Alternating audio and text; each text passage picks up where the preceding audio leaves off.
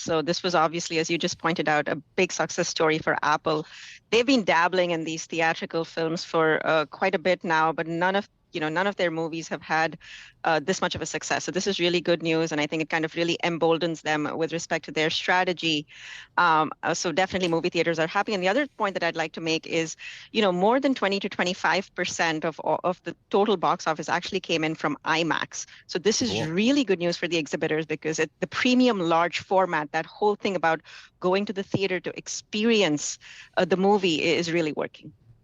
Okay, so your latest note is about how this F1 movie here from Apple is going to jolt, you say, lackluster bidding for the Formula One rights in the U.S. Just give us a little bit of context here, the landscape of rights for Formula One, who currently has the rights, when does that expire, and just put into context kind of the current bidding right now. Sure, Emily. So right now, Formula One, as you know, is a global sports, global media property. In the US, the rights to distribute Formula One content is owned by Disney's ESPN. So they have rights that go through the end of this year, through the end of 2025. They're currently paying about $85 million a year. That's up from their last negotiation cycle when they were paying only about $5 million. So it's up to $85 million. But what F1 is saying is that this is such an interesting property. This is, a hot property. You should be paying up for it. And they are really looking for something upwards of about 150 to 160 million.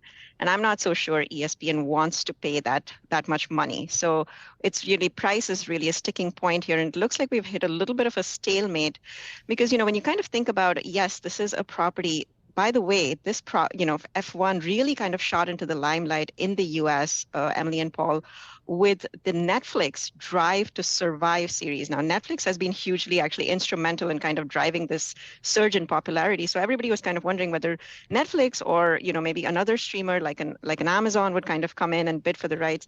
But I think what we're seeing with a lot of these streaming platforms is that they want global rights. These are all global streaming platforms. They want rights to distribute this content in all markets, and they're not going to be able to get that right now. Because Formula One, who's their European overs? Is that Warner Brothers Discovery? Who distributes? Sky. Sky actually distributes them in most markets. So, Ireland, UK, Germany, Italy, again, France, Spain, they all have a little bit different, distributors, but Sky is a very big one across most of Europe. Wouldn't Apple be the obvious choice to partner up and, get the rights to Formula One because they just made this big blockbuster hit about Formula One? You would think so, but it's been a little bit of again, it's hard to actually figure out what Apple is thinking here. One thing that Apple doesn't have, which both Amazon and Netflix have, is scale. So Netflix has well over 300 million global subscribers. Amazon probably has close to about 300 million as well on their video streaming service.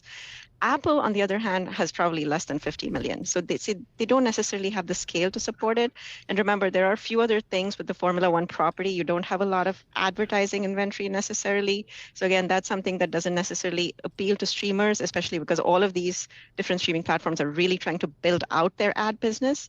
Formula One doesn't necessarily lend itself to that. But you're absolutely right. Apple could be a very interested party down the road. And for those who care, one can actually invest directly in Formula One. It is a publicly traded company, FWONK. I like Formula One K.